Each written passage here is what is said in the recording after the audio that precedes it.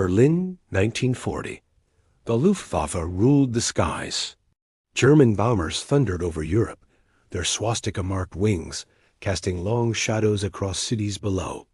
In his grand office, Reichsmarshal Hermann Göring leaned back in his chair, a smug grin curling on his face. Across the ocean, the Americans had just made a promise to build 50,000 airplanes in a single year. Göring laughed. To him, it was absurd, impossible. He called it American fantasy. But what he didn't know was that this fantasy would soon become the nightmare that buried the Luftwaffe. In 1939, when World War II erupted, the United States was a nation divided between fear and pride. The Great Depression had left scars.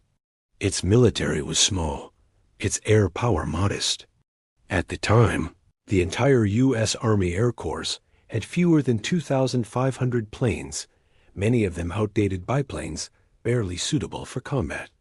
Across the Atlantic, Nazi Germany was on a roll. The Luftwaffe was the most powerful air force in the world, boasting modern fighters like the Messerschmitt Bf 109 and bombers such as the Heinkel He 111. Under Göring's command, Germany had crushed Poland, France, Norway, the Netherlands, and now turned its eyes toward Britain. When President Franklin D. Roosevelt declared in May 1940 that America would build 50,000 warplanes per year, it seemed like madness. Even Roosevelt's own advisors whispered doubts. The U.S. had never produced anything close to that number. The aircraft industry was fragmented. Small manufacturers, few assembly lines, limited aluminum, and an isolationist Congress reluctant to fund massive war projects. But Roosevelt saw what others couldn't too, a storm gathering that would soon reach America's shores. In Berlin, Hermann Göring, the flamboyant, egotistical head of the Luftwaffe, dismissed Roosevelt's claim with theatrical arrogance. 50,000 planes? He reportedly said, laughing in disbelief. Americans can't even build 50,000 bicycles without chaos. To Göring, American industry was undisciplined, chaotic, and soft. He believed German engineering, with its precision and order, was unmatched. After all, the Blitzkrieg seemed unstoppable. The Luftwaffe had helped conquer half of Europe in less than 2 years. In one meeting with Hitler, Göring boasted that no nation could outproduce the Reich. The Führer agreed. Both men underestimated one thing: the industrial engine of the United States, powered not by dictatorship, but by democracy and determination. When Roosevelt made his bold declaration, many in Washington thought it was a political stunt. But to Roosevelt, it was a test of will. He called it the arsenal of democracy. He summoned the titans of industry: Henry Ford, William Knudsen, Charles Sorensen, and others, men who had turned Detroit into the world's motor capital. If we can build cars by the millions, Roosevelt told them, we can build planes by the thousands. Ford and General Motors took up the challenge. Factories that once built automobiles were redesigned overnight for war production. The U.S. government poured billions into new plants, massive facilities like Willow Run, the world's first aircraft assembly line capable of producing a B-24 Liberator bomber every hour. The problem wasn't just building planes. It was designing a new system to do it at scale. American engineers introduced modular production, interchangeable parts, and mass assembly, taking inspiration from Henry Ford's Model T revolution. Every bolt, every rivet, every wing panel was standardized so that any factory, anywhere in the country, could produce identical parts. Soon, women and men who had never seen a plane before were assembling them on the production lines. In 1941, as war spread across Europe and Asia, the United States still hadn't entered the fight. But Roosevelt knew it was only a matter of time. To prepare, he launched programs like Lend-Lease, sending war materials to Britain and the Soviet Union. These shipments included thousands of planes, American-built aircraft like the P-40 Warhawk, the Douglas A-20 Havoc, and the B-17 Flying Fortress. Across the Atlantic, Göring and his Luftwaffe were beginning to feel the first cracks in their supremacy. The Battle of Britain had cost him dearly. Despite massive bombing raids, the Royal Air Force held strong, forcing Göring to admit that air power alone couldn't crush Britain. Still, he remained confident. The Luftwaffe was producing around 10,000 aircraft a year, while he believed the Americans could never surpass that. "They have the money," he told one aide, "but not the discipline. They are dreamers." When Japan attacked Pearl Harbor in December 1941, the sleeping giant awoke. Overnight, Roosevelt's impossible goal became a national mission. American industry went to war. Within months, factories across the nation were humming day and night. Civilians became soldiers of production. Women, nicknamed Rosie the Riveters, entered the workforce in unprecedented numbers. The average worker no longer built cars or washing machines. They built war machines. By mid-1942, the numbers began to climb 20,000 planes. Göring, once so confident, now faced reports that made his stomach turn. His intelligence officers warned, "The Americans are not bluffing. Their factories are flooding the skies." And as those factories roared to life, the balance of power in the air began to shift forever. Hermann Göring had laughed at America's dream of 50,000 planes. But that laughter was fading fast, drowned out by the thunder of engines from a new generation of bombers and fighters heading his way. By early 1942, the air smelled of oil, steel, and sweat. Across America, furnaces glowed, rivet guns screamed, and the hum of machines never stopped. Roosevelt's impossible dream, 50,000 planes, was no longer a fantasy. It had become the greatest industrial transformation in human history. When Roosevelt made his famous challenge, he knew it couldn't be achieved by government orders alone. The U.S. government didn't have the factories, the tools, or even the labor force. What it did have was ingenuity and a vast industrial network waiting to be unleashed. The man chosen to make it happen was William S. Knudsen, a Danish-born mechanic who had risen to become president of General Motors. Roosevelt called him to the White House and said, "Bill, we need to outbuild the world." Knudsen's response was simple: "We can do it if you let industry run it." Knudsen began organizing America's industrial base like a battlefield campaign.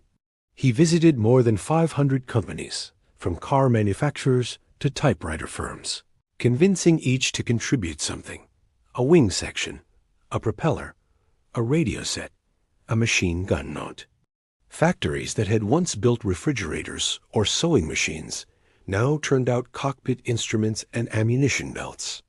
Even piano companies like Baldwin were building wooden components for gliders. The entire nation was being rewired for war.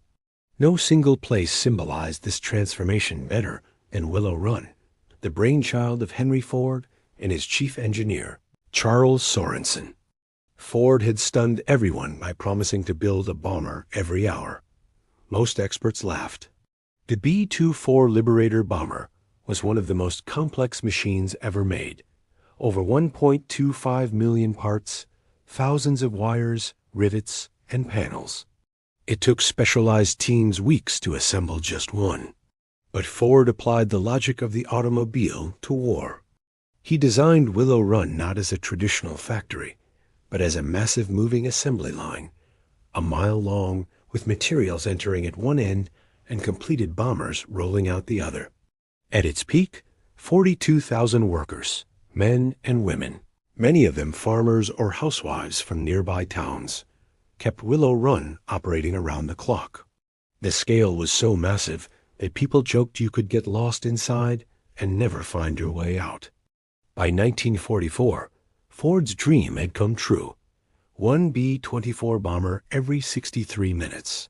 Göring's Luftwaffe, once the undisputed master of the skies, now faced a tidal wave of American aircraft production that no nation in history had ever matched. This wasn't just a victory of machines, it was a victory of people.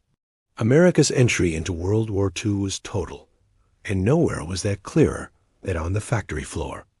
Millions of American men were drafted into the armed forces. Their places in factories were filled by women, immigrants, and African Americans who had previously been excluded from industrial jobs. For the first time, the workforce became a weapon of unity. Across the country, posters shouted, "We can do it." The girl he left behind is still behind him. She's working. The government's War Production Board coordinated everything, deciding what each factory built, controlling raw materials like steel and aluminum, and ensuring that nothing went to waste. A single fighter plane required tens of thousands of parts: aluminum from Pittsburgh, engines from Michigan, propellers from Ohio, rubber tires from Louisiana. Every train line, every shipyard, every trucking route became part of a colossal logistical machine. By 1942, aircraft designers were in overdrive. Factories began producing legendary models that would define the air war: P-38 Lightning, a twin-boomed fighter capable of flying high and fast over Europe and the Pacific; P-47 Thunderbolt, a rugged, heavily armed escort fighter that could take incredible punishment; P-51 Mustang, the sleek long-range escort that would finally allow Allied bombers to reach Berlin; B-17 Flying Fortress, a four-engine giant capable of delivering devastation deep inside enemy territory; B-24 Liberator, the most mass-produced bomber of the war, built by Ford, Consolidated, and others. Each new aircraft brought new challenges, new materials, faster engines, and complex avionics. But American engineers worked with astonishing speed. Some aircraft went from design to combat in under a year, a pace unheard of in aviation history. Meanwhile, Göring's Luftwaffe was stagnating. His obsession with heavy bombers and prestige projects like the Me-262 jet drained resources, while Allied bombing began to choke German industry. By late 1942, reports from German intelligence painted a grim picture. American production had exceeded 48,000 aircraft that year, nearly reaching Roosevelt's once laughed-at goal. Göring's aides brought him the figures. He refused to believe them. "This is propaganda," he snapped, but the numbers didn't lie. The Allies were replacing their losses faster than the Luftwaffe could shoot them down. In private, Göring confided to his adjutants that the Americans build airplanes like sausages. He meant it as an insult, but it was the truth. For every Luftwaffe aircraft destroyed, 2 more American planes took its place. Germany, under constant bombing, could no longer keep up. But machines alone don't win wars. People do. And America faced another colossal challenge: training enough pilots, mechanics, and ground crews to operate its rapidly growing air armada. The U.S. Army Air Forces launched an unprecedented training program. Fields across the South and Midwest were transformed into air bases, training schools, and maintenance depots. By 1943, the U.S. was training 75,000 new pilots a year. Many of them were barely out of high school, young men who had grown up in the Depression, now learning to fly bombers over Europe or fighters over the Pacific. The sound of engines filled the skies from Texas to California. To civilians, it became a new kind of music, the heartbeat of a nation preparing to strike back. By the end of 1942, the United States had not only met Roosevelt's challenge, it had exceeded it. More than 56,000 planes had rolled off the production lines. What began as a boast was now a fact. Göring's laughter had turned into disbelief. His intelligence officers warned him, "At this rate, by next year they will have 100,000 planes." He called it madness. He was right, but it was the kind of madness that wins wars. The United States had done the impossible, but the storm was only beginning. Because the real test wasn't just how many planes America could build. It was whether they could use them to destroy the Reich that had once mocked them. By 1943, the balance of power in the skies had begun to shift. Göring's Luftwaffe once feared across Europe, now faced a terrifying reality, an enemy that could outproduce, outfly, and outlast them. The American promise of 50,000 planes had not only been met, it had been doubled. And soon, those planes would come roaring toward the heart of the Third Reich. It started with cautious raids, small bomber formations from England, striking factories in France and the Low Countries. But as American numbers grew, so did their ambition. The U.S. 8th Air Force, based in Britain, became the spearhead of a new kind of warfare, daylight precision bombing. The idea was revolutionary: to destroy Germany's war machine, not by burning cities at night, but by striking its factories, oil refineries, and railways in daylight, where accuracy was possible. The British thought it was suicide. Their own bombers flew at night, because daylight raids were massacres waiting to happen. But the Americans were determined. Their new B-17 Flying Fortress and B-24 Liberator bombers bristled with defensive guns, up to 13 heavy, 50 caliber machine guns, and flew in tight formations designed to create overlapping fields of fire.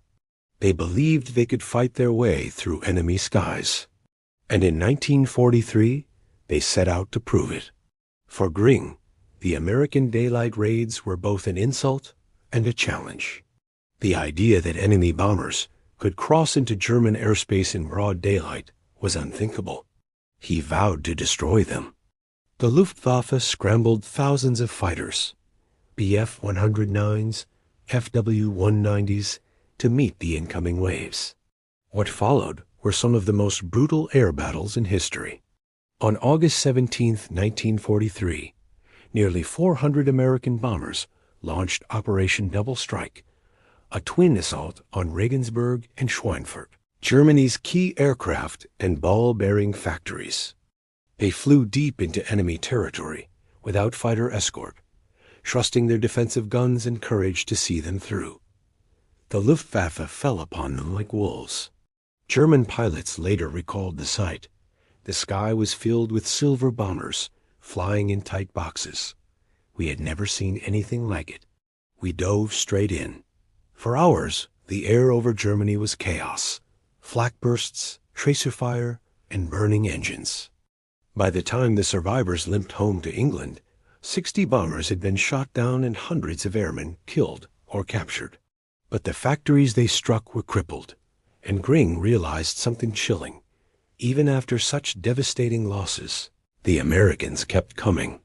Every B-17 that fell from the sky was replaced within days. By 1943, U.S. factories were producing more than 90,000 aircraft per year. Lockheed built a new P-38 Lightning every 15 minutes. North American aviation turned out Mustangs faster than the Luftwaffe could shoot them down. Douglas, Boeing, and Consolidated filled the skies with bombers at a rate never seen before. For every German pilot who celebrated shooting down a flying fortress, 2 more formations would appear on the horizon the next week. Göring once sneered that quantity has a quality all its own. Now he was living that nightmare. His own factories were under constant attack. Fuel was running low. Replacements for lost planes were delayed or impossible. The Luftwaffe's proud squadrons, once unstoppable, were bleeding out in the skies over Europe. To the American crews, every mission felt like a gamble with death. A pilot of the 100th Bomb Group, later called the Bloody 100th, wrote, "You could see the flak bursting black against the sky. Then you'd see the fighters. They came in from the sun, dozens of them, diving straight at us. You could hear the thump of bullets in the fuselage, the smell of cordite, the screaming of engines.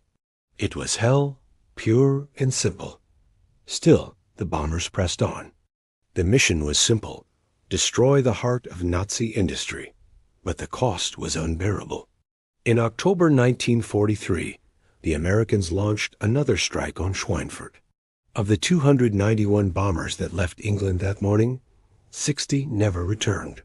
Nearly 600 men were lost in a single day. The losses were so severe that the 8th Air Force temporarily halted deep penetration raids. Göring, triumphant for the moment, declared that the Americans had learned their lesson. Enter the P-51 Mustang in late 1943. Salvation came on silver wings, the P-51 Mustang. This sleek, powerful fighter had one thing no Allied plane had before: range. With its drop tanks, the Mustang could escort bombers all the way to Berlin and back. It could dogfight German interceptors over their own airfields and still make it home. When the Mustangs entered service in early 1944, everything changed.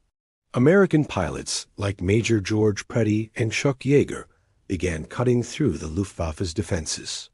Bombers that had once been easy prey were now flying with an invincible shield of fighters. One German pilot later said, "We used to look for bombers. Now we looked for the Mustangs and prayed we wouldn't find them." For Göring, it was a nightmare. During one raid on Berlin, he looked up at the contrails streaking across the sky, white lines stretching endlessly over the capital, and muttered to his staff, "If I see American bombers over Berlin, you can call me Meyer." Soon, that phrase became a grim joke in Germany, because American bombers were over Berlin, and Göring was Meyer. By the spring of 1944, the Luftwaffe was collapsing under the weight of American production and Allied pressure. Its pilots were exhausted, its training programs in ruins. Replacement aircraft were rushed into service with barely functional engines and inexperienced crews. Meanwhile, American and British bombers were hitting everything that moved: oil refineries, train yards, aircraft plants, even the airfields themselves. Every day, Göring received reports of more squadrons destroyed, more factories flattened. And yet, new formations of bombers appeared on radar screens the next morning. He once shouted in rage, "Where are they getting all these damned planes?" The answer lay thousands of miles away, in Detroit, in Seattle, in Kansas, where the rhythm of production never stopped. For Hermann Göring, the laughter had long since died. The skies that once belonged to the Luftwaffe now echoed with the thunder of a new empire, one built not on conquest, but on production, courage, and unyielding will. By 1944, the skies over Europe had become the true front line of the war. Thousands of bombers and fighters clashed daily in battles, stretching from the French coast to the borders of Poland. The Luftwaffe, once a symbol of Nazi dominance, was now fighting for its life. The very thing Göring had laughed at, America's dream of 50,000 planes, had become the storm that was destroying his empire. In early 1944, Allied commanders launched Operation Point Blank, a coordinated bombing campaign aimed not at cities, but at the very heart of the German war machine: aircraft factories, oil refineries, transportation hubs, and ball-bearing plants. The objective was brutal in its simplicity: cripple the Luftwaffe before the Allied invasion of Europe. If Göring's air force could not defend the Reich, then Germany's defeat was inevitable. From February to May 1944, the skies above Germany turned into a battleground on an industrial scale. Every day, hundreds of B-17s and B-24s thundered across Europe, escorted by sleek P-51 Mustangs and P-47, thunderbolts that tore into German fighters with devastating precision. Factories in Augsburg, Bremen, Regensburg, and Leipzig went up in flames. Fuel depots exploded. Entire rail networks collapsed under the relentless bombing. The Luftwaffe, stretched thin and short on trained pilots, was forced into desperate counterattacks. Göring ordered his remaining squadrons to throw everything they had into the defense of the Reich. By mid-1944, the Allies identified Germany's Achilles heel: fuel. The Luftwaffe's fighters and bombers consumed thousands of gallons of aviation fuel every day, and most of it came from synthetic oil plants, massive industrial complexes at Luna, Plitz, Merseburg, and Blechhammer. From May onward, bomber formations targeted Germany's synthetic fuel production in what became known as the Oil Campaign. Each raid was massive, hundreds of bombers escorted by waves of Mustangs. The first major attack on Luna left it burning for weeks. Göring's staff reported a 90% drop in synthetic fuel output. Fighter squadrons could barely operate. Many German planes sat idle on the runways, empty tanks glinting in the sunlight. We had planes but no fuel, orders but no hope. We could hear the bombers coming, and we couldn't even start our engines. Without fuel, even the best aircraft were useless. The Luftwaffe was being strangled to death. One of the most decisive moments came in February 1944, during what the Americans called Big Week. For 7 consecutive days, the 8th and 15th Air Forces launched massive coordinated attacks on Germany's aircraft industry. Bombs rained down on Messerschmitt and Focke-Wulf factories, engine plants, and training facilities. More than 3,800 American bombers participated, escorted by nearly 900 fighters. Göring threw everything he had at them. Thousands of interceptors scrambled from every corner of Germany. The skies became a slaughterhouse. Hundreds of planes fell in flames on both sides.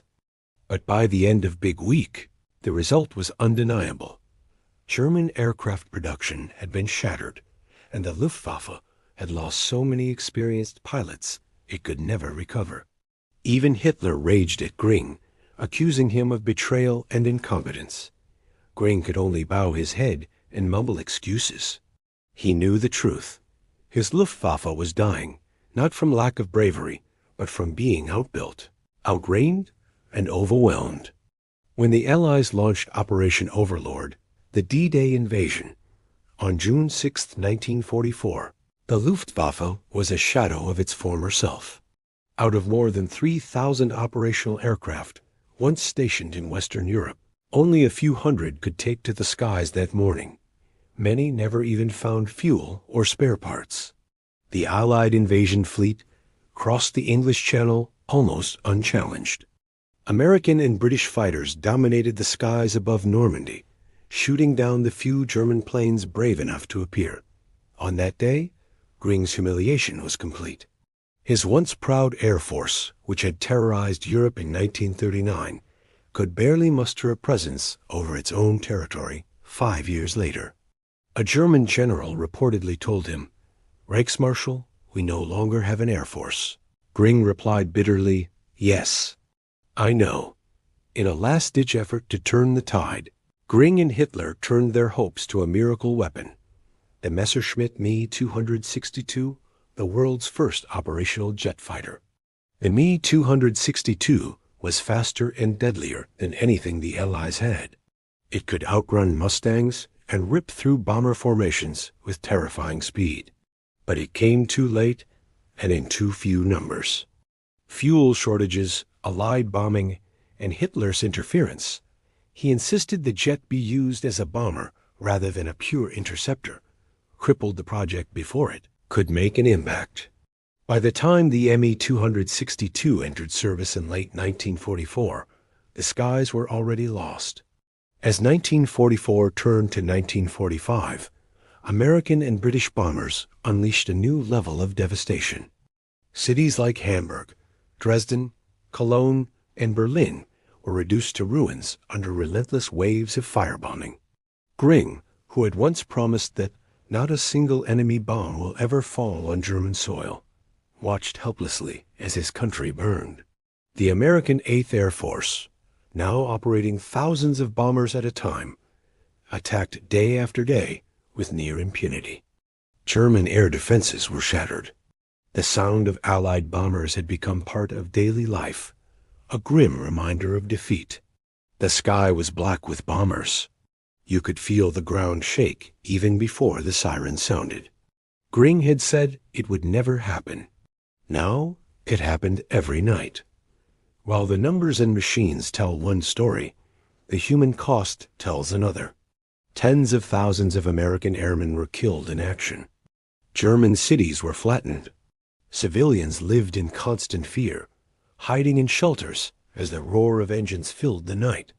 But the bombing campaign achieved its purpose. By the winter of 1944, Germany's industrial capacity was crippled. The Luftwaffe was functionally destroyed. And the path to victory in Europe, once unthinkable, was now wide open. From the factories of Detroit to the skies over Berlin, America's 100,000 planes had done what Göring thought impossible. The Luftwaffe was finished, and soon the war itself would follow. But before the final blow, one last chapter of the air war would reveal just how far America's industrial miracle and Göring's downfall had truly gone. By early 1945, the once mighty Luftwaffe was little more than a memory. The skies that had once roared with German bombers over Europe now thundered with American engines. From Berlin to Bavaria, people looked up and saw their Reich collapsing from above. In January 1945, Hermann Göring sat in his bunker at Karenhall, his luxurious estate northeast of Berlin, reading reports he could hardly believe.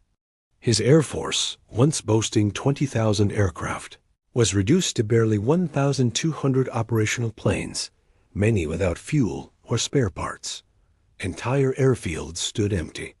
Pilots who had survived years of combat were now grounded, watching helplessly as wave after wave of Allied bombers crossed the skies unopposed.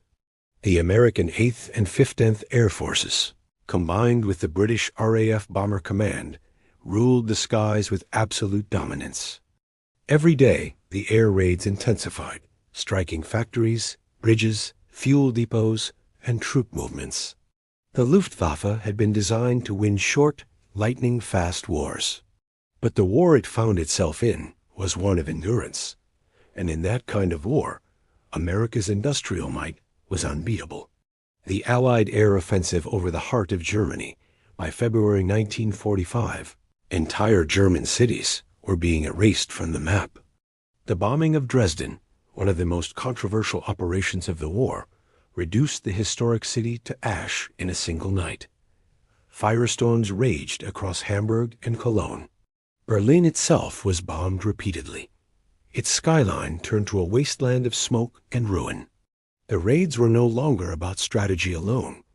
They were about breaking the will of the Reich. And Göring, who had once promised that no enemy aircraft would ever breach German airspace, was powerless to stop it. A captured German pilot reportedly told an American interrogator, "We lost the war the moment we lost the skies." And it was true. Without control of the air, the German army couldn't move freely. Supply lines were destroyed. Trains were strafed from above. Every road and bridge became a target. In a final act of desperation, Göring approved the Operation Bodenplatte, a surprise attack on Allied airfields in Western Europe on New Year's Day, 1945. It was meant to be the Luftwaffe's last great strike, a symbolic effort to regain the initiative. Hundreds of German fighters took off before dawn, flying low to evade radar. They achieved surprise, destroying or damaging over 300 Allied aircraft on the ground. But the victory was short-lived. In the air, the Allies quickly recovered and retaliated. The Luftwaffe lost nearly 300 planes, and more importantly, hundreds of its remaining experienced pilots, men who could not be replaced. The operation, intended to revive German air power, instead sealed its fate. It was the Luftwaffe's last gasp. As the Allies advanced toward Germany's borders, Göring's world unraveled. His once grand Karenhall estate was stripped of treasures and evacuated. He ordered it destroyed to prevent it from falling into enemy hands. In Berlin, Hitler's inner circle turned on him. Once the second most powerful man in the Reich, Göring was now seen as a failure, a symbol of broken promises. Hitler accused him of cowardice and betrayal. The man who had boasted that he would build an air force the world would never forget now faced the ruins of his own arrogance. Witnesses recalled Göring in his final meetings, bloated, nervous, clutching morphine pills, and trembling as news poured in that the Allies had crossed the Rhine. He had mocked Roosevelt's challenge, laughed at American ambition. Now, his empire lay shattered beneath those very American wings. 100,000 planes, the arsenal that won the war, By the spring of 1945, the United States had produced over 100,000 aircraft in a single year, more than the Luftwaffe had built in the entire war. This staggering achievement was more than just a number. It represented the fusion of innovation, industry, and national will. At its height, the American aircraft industry employed 2 million workers, half of them women. Every day, new planes rolled off assembly lines. B-17s, P-51s, C-47 transports, and massive B-29 Superfortresses, faster than they could be painted. It wasn't just the sheer quantity. It was the quality. American planes were reliable, rugged, and designed for mass maintenance. If one broke down, a dozen more took its place. And while Göring's Luftwaffe was crumbling, America's production kept feeding 2 global fronts, Europe and the Pacific, without slowing down. Boeing, Douglas, and Lockheed together produced more than 35,000 bombers. North American Aviation built 15,000 P-51 Mustangs. Republic Aviation turned out nearly 15,000 P-47 Thunderbolts. And Ford's Willow Run completed over 8,000 B-24 Liberators. This was the true arsenal of democracy Roosevelt had promised, a machine that turned ridicule into retribution. By April 1945, Berlin was encircled. Soviet artillery thundered in the east, while Allied bombers pounded from the west. The skies were filled with the constant drone of engines, not German, but American and British. Göring, once the master of air power, now sat in isolation. He had long since abandoned his headquarters and waited in southern Germany, hoping to negotiate his surrender to the Americans rather than fall into Soviet hands. On April 23rd, Hitler stripped Göring of all titles and ordered his arrest. The Reichsmarshal, who had once commanded the greatest air force in Europe, was now a prisoner of his own regime. Just days later, Hitler was dead, Berlin had fallen, and the war was over. When the Allies captured Göring in May 1945, he was found surrounded by stolen art, fine clothes, and suitcases filled with medals. He reportedly greeted his American captors politely, saying, "Well, you did it. You built your 50,000 planes." And more. At the Nuremberg trials, Göring was charged with war crimes and crimes against humanity. During the proceedings, he remained arrogant, defiant, until the end. He was sentenced to death, but took his own life in 1946 by swallowing cyanide in his cell. The man who had once laughed at America's ambitions died in disgrace, his empire buried under the weight of the very machines he mocked. In the end, the story of Hermann Göring's downfall wasn't just about arrogance or war. It was about the power of determination, a nation that turned doubt into destiny. The United States had done what the world thought impossible. From a humble air corps of a few thousand, it built an air force of 100,000 planes, and changed history forever. Hermann Göring laughed at America's dream, but that laughter was drowned out by the roar of 100,000 engines. When the last bombs fell, and the final engines went quiet, the world looked to the skies and saw the dawn of a new age, the age of air power. But beneath the smoke and victory parades lay a story few truly understood. How a single moment of arrogance from Hermann Göring had helped awaken an industrial giant that would forever reshape history.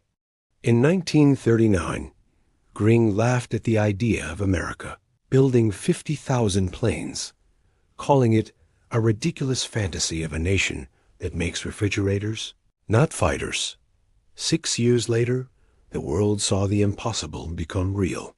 America had built not just 50,000 planes, but over 300,000 aircraft during the course of the war. Each rivet, each engine, each wing represented something Göring never understood: collective resolve. For every arrogant boast made in Berlin, there was a factory worker in Detroit, Seattle, or Los Angeles working a double shift under the glow of a single lamp. Mothers, farmers, students, immigrants, all driven by a belief that freedom had to fly. While pilots like Yeager, Johnson, and Bong became legends in the sky, the true miracle unfolded on the ground. In California, Douglas Aircraft Company's assembly lines ran 24 hours a day. At Ford's Willow Run plant in Michigan, a B-24 Liberator bomber rolled off the line every 63 minutes, a machine so massive it was called the plant that won the war. In Kansas and Texas, women made up over half the aviation workforce, the real Rosie the Riveters, who traded lipstick for leather gloves and learned to rivet wings, weld fuselages, and paint roundels under the roar of engines. By the end of the war, the United States had built more airplanes than the rest of the world combined.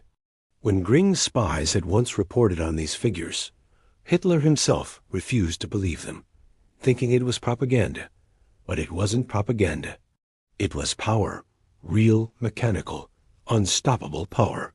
The collapse of Nazi Germany and the destruction of Japan's air power left only one nation with unchallenged dominance of the skies: the United States. The very factories that had built the warplanes of 1944 soon began producing the jet engines, missiles, and rockets of the Cold War. Many of the same engineers who once worked under the Aircraft Production Board went on to design the B-52, the F-86 Sabre, and later the Apollo spacecraft.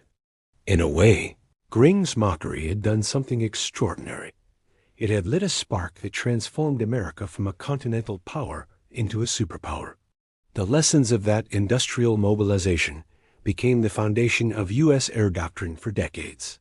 And when future wars loomed in Korea, Vietnam, or the Persian Gulf, it wasn't just soldiers who remembered Göring's laughter.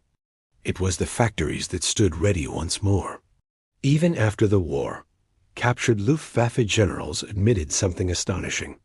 They said the true turning point wasn't a battle or a bombing raid. It was the moment they realized they couldn't replace what they'd lost. For every Messerschmitt destroyed, the Americans built 20 Mustangs. For every Luftwaffe pilot killed, America trained 50 more. The Germans had counted on skill. The Americans had counted on scale. Göring's Luftwaffe, once the pride of the Reich, became a symbol of overconfidence and failure. Its ruins still littered airfields from France to Poland, rusting under the open sky, silent witnesses to a battle that was lost long before the shooting stopped. During the Nuremberg trials, a moment occurred that stunned many present. When asked if he regretted underestimating American air power, Göring smirked and reportedly said, "I did not underestimate your engineers, only your will, because the war had proved something greater than any general or factory statistic. It proved that when a democracy unites behind a cause, when its citizens believe in something worth defending, even an empire built on fear cannot stand against it." By 1945, America had not only won the war in the air, it had redefined what air power meant. The Strategic Air Command, born from the ashes of the Luftwaffe's defeat, became the core of U.S. defense strategy for the next half-century. The B-17s and B-29s that once darkened the skies of Europe paved the way for jet bombers, stealth aircraft, and eventually satellites that circled the globe. Every new generation of American airmen carried with them an unspoken lesson: never underestimate the power of belief, industry, and unity. And perhaps that's the greatest irony of all. Göring, the man who laughed at the 50,000 plane dream, had unknowingly challenged the sleeping giant into becoming the most powerful air force the world had ever known. History often remembers Hermann Göring as the man who built the Luftwaffe and lost it. But his arrogance gave rise to something far greater than he ever imagined. America's answer to his mockery wasn't a speech. It was an army of workers, engineers, and pilots who proved that dreams, no matter how bold, are only impossible until they're done. From the roar of the factories to the thunder of 100,000 planes, this was the sound of a nation that refused to be underestimated. And its echo still lingers in every sky, in every freedom we hold today. If you found this story inspiring, if you believe history's greatest lessons are written not just in battles, but in human determination, then make sure to subscribe to the channel. Because here, we bring the forgotten stories of World War II back to life, one mission at a time. This is WW2 Tales, where history takes flight. Hermann Göring mocked America's dream, but America's dream built the wings that changed the world.